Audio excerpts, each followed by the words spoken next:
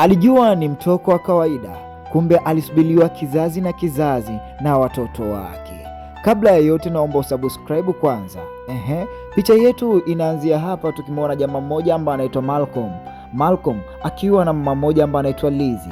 Hawa Malcolm na Lizzy ni wapenzi ambao wanapendana sana zaidi ya sana, na walipanga mtoko watoke kidogo kwenda kutembea, yani kuona dunia na kuona mazingira. Lakini bwana Malcolm aliona bora amchukue Lizzy kwenda naye nyumbani kwake moja kwa moja, yani nyumba ya asili yake, yani nyumba ya tamaduni yake, yani nyumba alipotokewa yeye Malcolm na wazazi wake na familia yake kiujumla.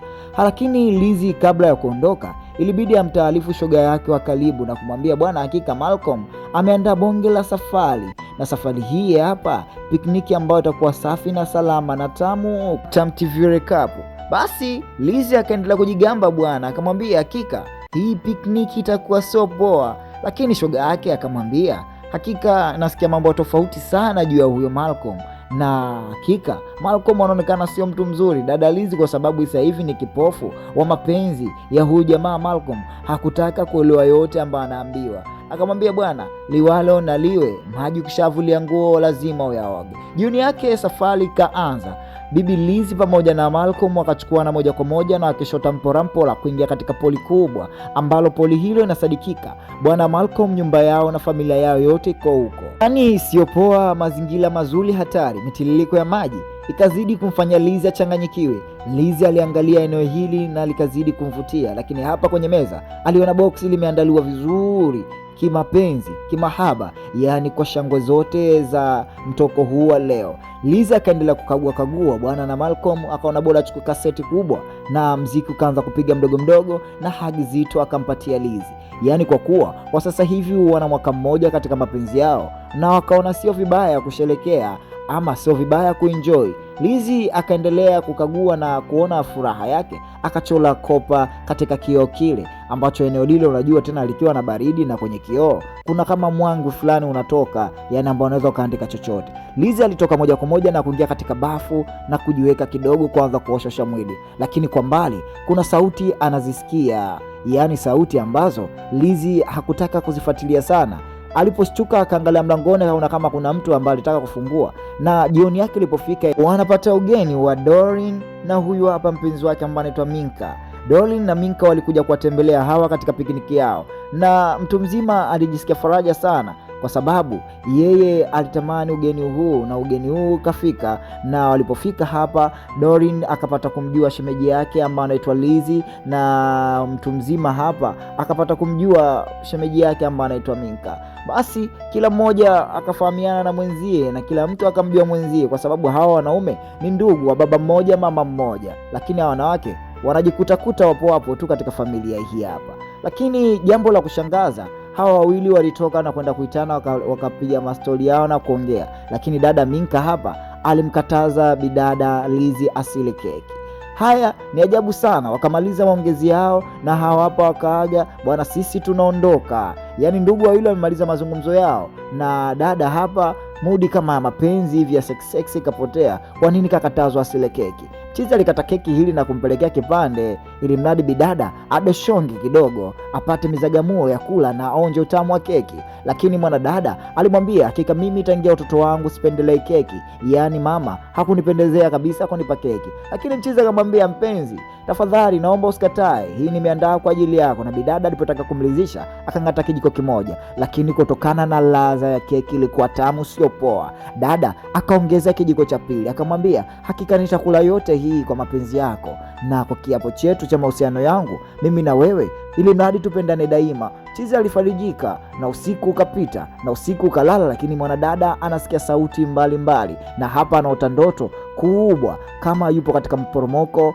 anaimba wimbo, lakini ule mtu ambaye yuko ndani ya ndoto anafanana na yeye kisawa sawa, na mwisho wa siku anahisi mambo tofauti, lakini anakuja anatoka katika usingizi. Na hapa akaanza kupekua hii nyumba aijue, si unajua tena ashakumsi matusi. Dada alitaka kujua vitu vingi ambavyo vinaendelea ndani ya nyumba hii, isije kawa tu anatiwatiwa anapelekwa na hajui kinachoendelea. Lakini hapa alikuja akaiona ile keki, kutokana alipendezewa nayo ile keki, basi bidada huyu aliila kwa ajabu sana. tena aliila vibaya vibaya na hajataka hata kuiacha keki ile, na wala hakutamani kujua material gani ambayo ametengenezwa kwenye hii keki.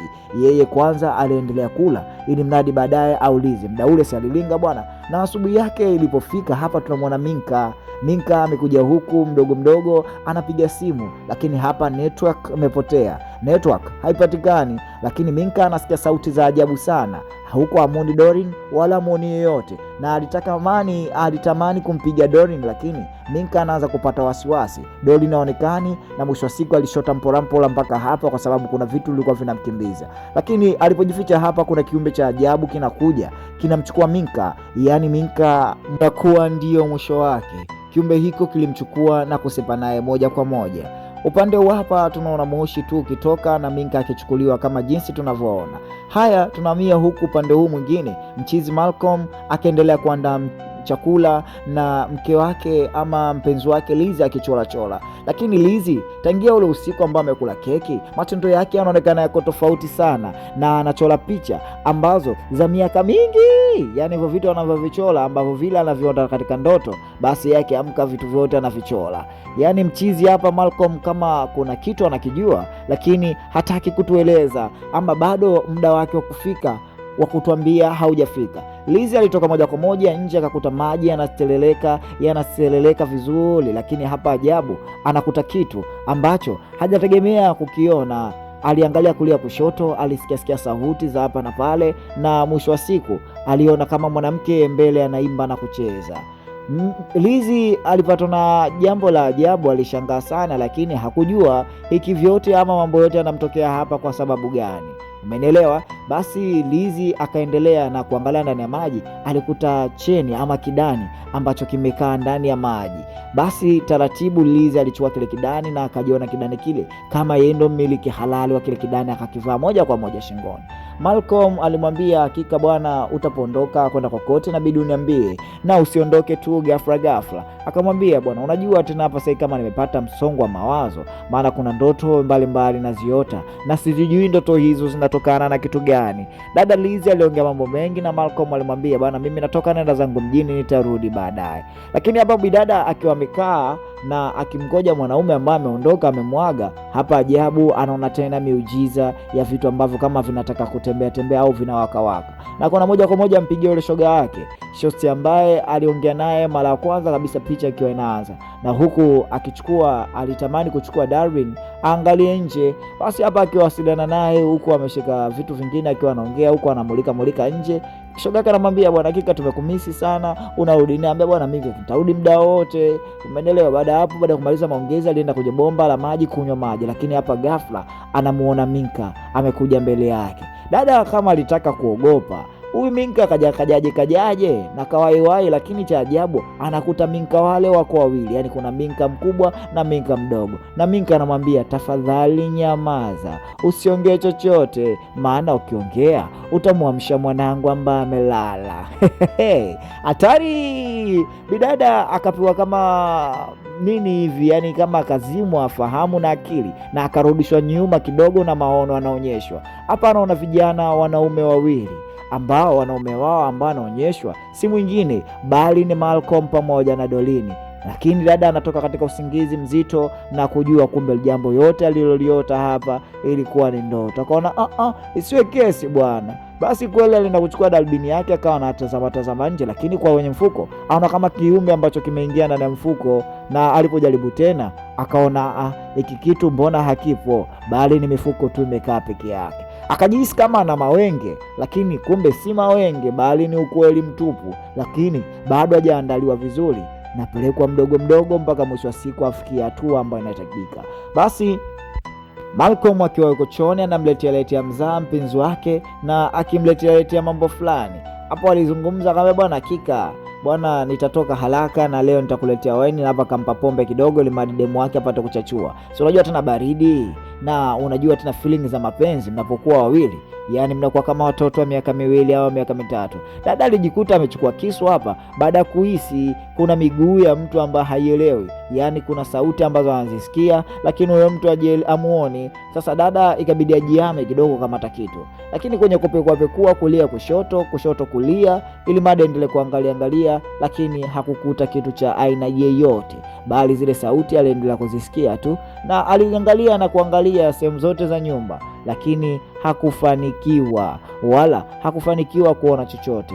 Lakini Mungu sio Asmani, Mungu sio Bashiru, wala Mungu sio Muntaziru bwana, na Mungu sio Misha. Basi akaona bora achukue simu yake na kupiga moja kwa moja, ili mradi kama kuna jambo la kutatanisha Mungu amwepushe nalo, na kama kuna jambo la kumtisha basi vile vile liondoke mbali. Basi lakini hapa sauti ile yote kwa inatokea katika kwelamu la kuoshea vyombo, na hapa alikuta saa ya Dorin ambayo ni dhahabu tupu. Akasema sasa hii saa katika kwelamu la kuoshea vyombo limefuata nini?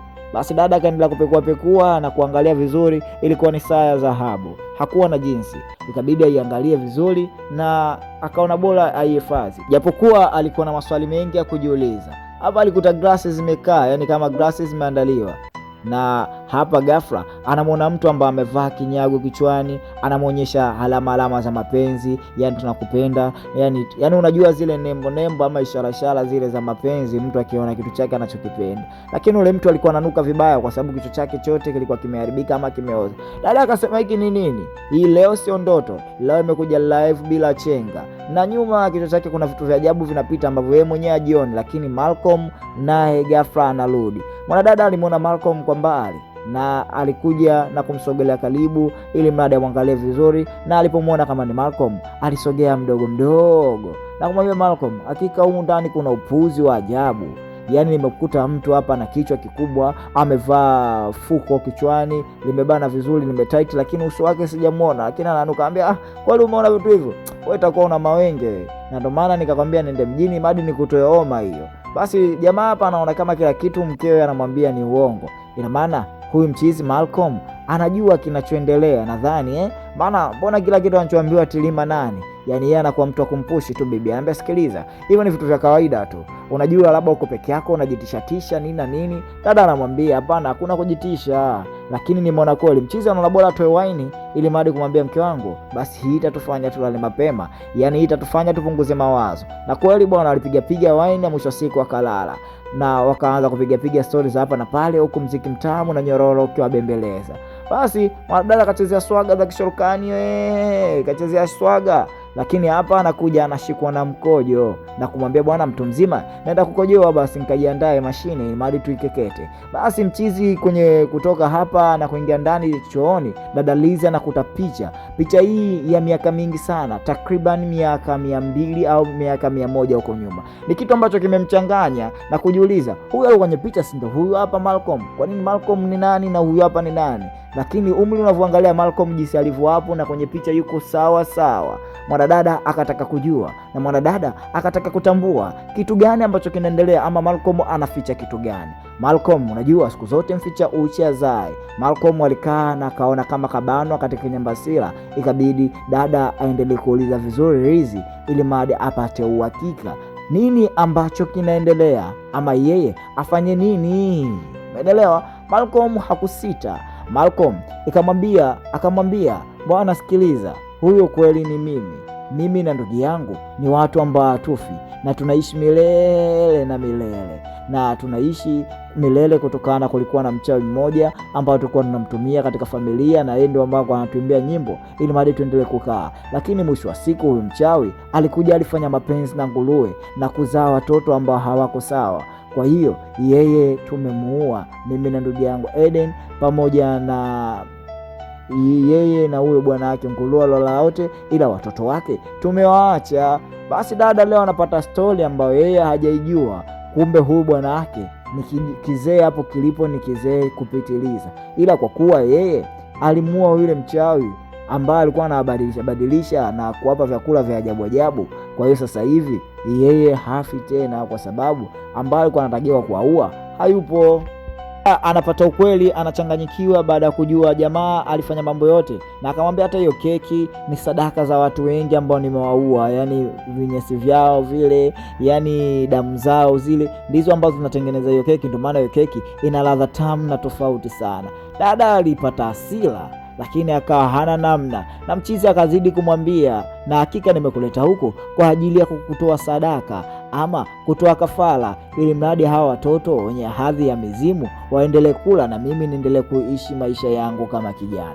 Licha na kupenda sana, Malcolm anamwambia Lizzy, lakini anamwambia ni masharti, na hii ndio tamaduni yetu na familia yangu, kwa maana kuta mimi na mdogo wangu hatudheeki wala hatufi vile vile wala tufirisiki kama jamaa mmoja ambaye anaitwa Papa. Huo ndo msemo wake mkubwa. Dada alijitahidi sana kukimbia, lakini hapa anakuta wale watoto ambao mama yule akawaacha wakiwa wanamfuata taratibu mama. Hiyo ndio ajabu, na dada akawa anashangaa, kwa nini unamuita mama? Na hata kile kichwa cha huyu mchawi ambaye aliuawa amefanana kabisa na Lizzy, yani copyright. Hata huyu kijana anapomuita naye mama anamwambia mimi sio mama yako, anamwambia ni mama yetu. Kwa hiyo inaonekana huyu mdada alikufa kwa nguvu za kishirikina, amerudi tena kama yeye mwenyewe. Ndio maana hata icheni na yeye sauti ambazo kwanzisikia, ina maana yeye kweli ni mama na yeye ni malkia wa watoto wote. Basi akaona isiwe shida bwana, kama ushaniambia hivyo hamna shida wala hakuna tabu, mimi nashukuru kwa kupata maneno matamu. Basi watoto siku hiyo walijisikia raha sana baada ya kumwona huyu mama amekuja, na hata mchizi alimsakizia huko, akaamini moja kwa moja sadaka yake itafika. Lakini kumbe wale watoto ama ile mizimu walimpata mama yao, yani walipata mmiliki wao, kwa sababu watu wanajua familia yao. Na dada alichanganyikiwa sana, alibaki kulia. Mchizi hapa Malcolm akaona bora alale kwanza, lakini anaamka ghafla anajikuta kakaa kichwa chini miguu juu. Na sasa hivi Malcolm amekuwa tena mzee na wala sio kijana. Maji yanatiririka na sauti za maji anazisikia katika mashikio yake, na Malcolm hana cha kufanya, lakini kwenye kupepesa macho vizuri Malcolm haamini anachokiona. Anamuona yule msichana ambaye anaitwa Lizzy, ndiye kumbe ndo mchawi wa miaka mingi ambao alimuua. Kwa hiyo mchizi baada kurudi huyu mchawi na mchawi kupata nguvu zake, sasa hivi hana kitu cha kubadilishana na mchawi, ama mchawi atoe sadaka kitu gani ili mradi aendelee kumwacha kijana. Sasa hivi Malcolm amepata adhabu nzito ya kurudi tena uzee.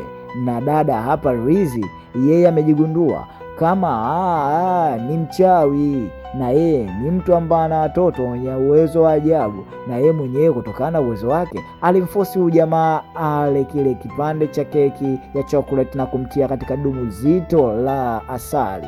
Na jamaa alipiga kelele sana na akataka kujua namna gani inaendelea. Wanangu, naomba tena, kama ni mara yako ya kwanza, usisahau kusubscribe kwa movie kali na story kali kama hizi. Recap Tam TV ipo kwa ajili yako. Tam TV ni kisima cha burudani kwa wale wadau wa movie kama hizi na story kali kama hizi. Ni hapa tu pekee, Tam TV Recap. Na kwa mawasiliano zaidi, namba yetu ya simu hapo, mtatupigia mtuambie mnataka nini, tuongeze nini, tupunguze nini. Chao, tukutane katika recap ijayo.